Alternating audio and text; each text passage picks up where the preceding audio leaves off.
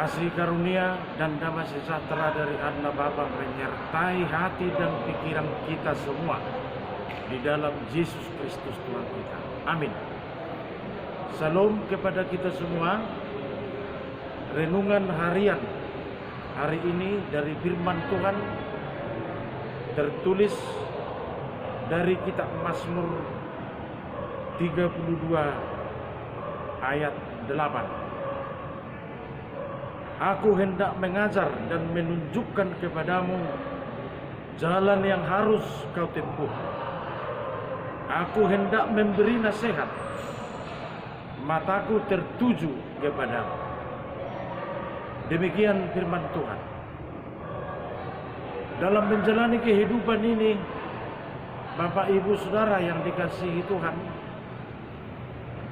terutama di postmodern, di zaman yang baru ini, revolusi industri, harus ada pandangan ke depan sebagai orang percaya kepada Tuhan. Karena tujuan kita hidup bukan orientasi dunia ini, tetapi orientasi kerajaan Allah, masa depan. Oleh sebab itu harus ada dalam pandangan kita yang namanya future oriented dalam bahasa Inggris, istilah fisiologis, pandangan ke masa depan, agar ketika ada kecenderungan yang ditimbulkan oleh zaman akibat modernisasi, akibat perkembangan ini, agar kita tidak mengalami future shock namanya dalam bahasa Inggris juga. Ketika ada kecenderungan zaman kemajuan di bidang apapun, kita jangan terkejut future shock. Oleh sebab itu harus ada pandangan ke depan, future oriented, yaitu orientasi ke masa depan. Menyangkut sejauh mana kita orang percaya kepada Tuhan berpikir tentang masa depan, dan sejauh mana kita kaya akan antisipasi konsekuensi masa depan itu sendiri. Di dalam proses berjalan ke masa depan, tentu ada pengharapan.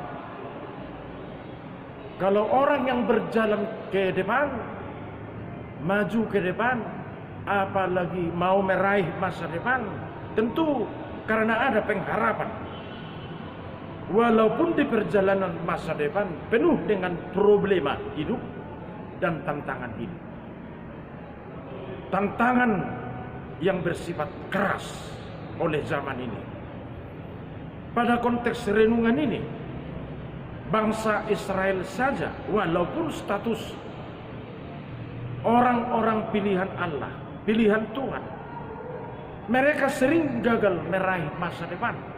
Terutama dalam historika perjalanan dari tanah Mesir ke tanah Kanaan.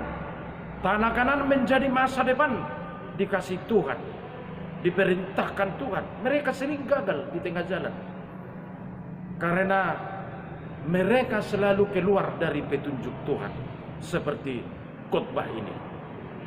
Dalam renungan ini, meraih masa depan, Bapak Ibu yang dikasihi Tuhan, diharuskan hidup bersama-sama dengan Tuhan. Tentu dengan petunjuk-petunjuk Tuhan. Kenapa? Karena Tuhanlah pemilik masa depan tersebut. Sedangkan kita, hari esok saja pun kita tidak tahu apa yang terjadi. Apa yang terjadi besok atau lusa, siapapun kita tidak tahu apa yang terjadi. Apalagi di masa depan, apalagi masa depan ini berhubungan dengan kerajaan Allah di dalam Yesus Kristus. Kalau kita pengikut Yesus, yakin bahwa masa depan penuh pengharapan, harus berjalan ke masa depan sesuai dengan petunjuk Tuhan. Itu sebabnya kalau Tuhan bicara masa depan, Dia selalu bicara tentang pengharapan orang-orang percaya.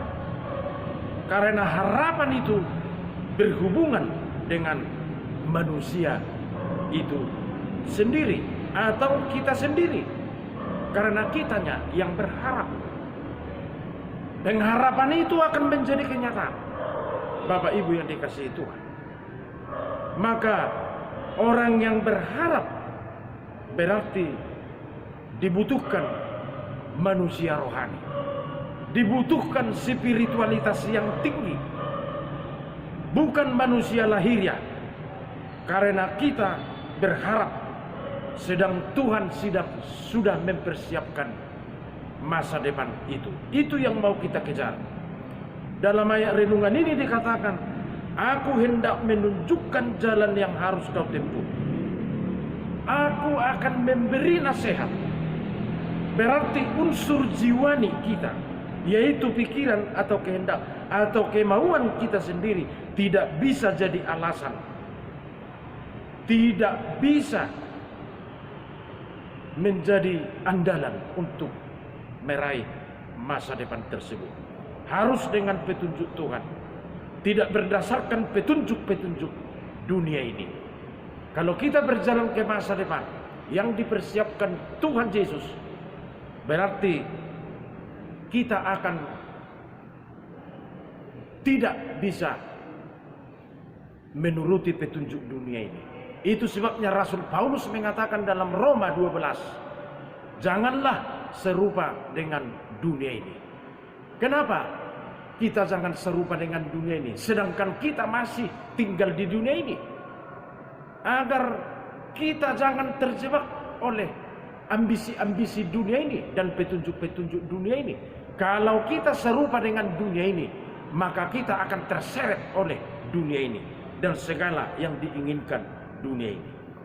Dipertegas lagi dalam ayat ini, mataku tertuju kepadamu.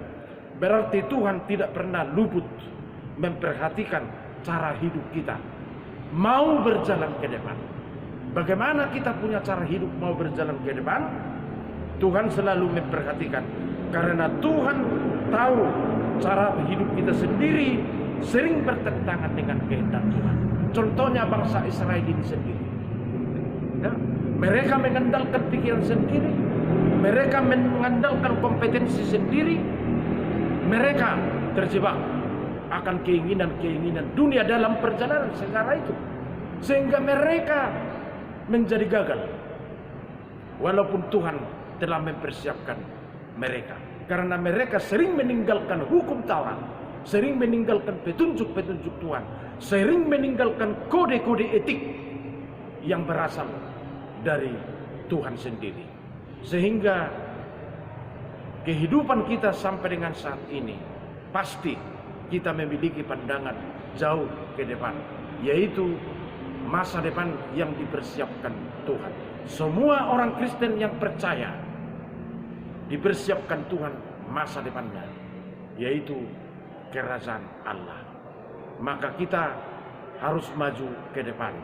Jangan jalan di tempat.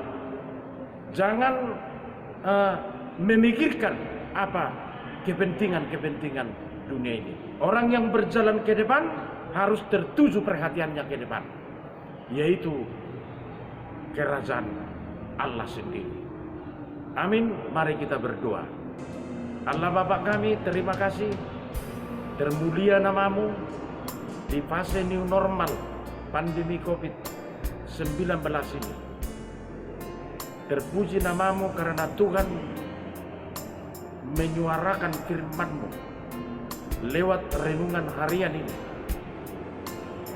Orang Kristen yang percaya ada tujuan masa depan. Kami sedang berjalan ke masa depan.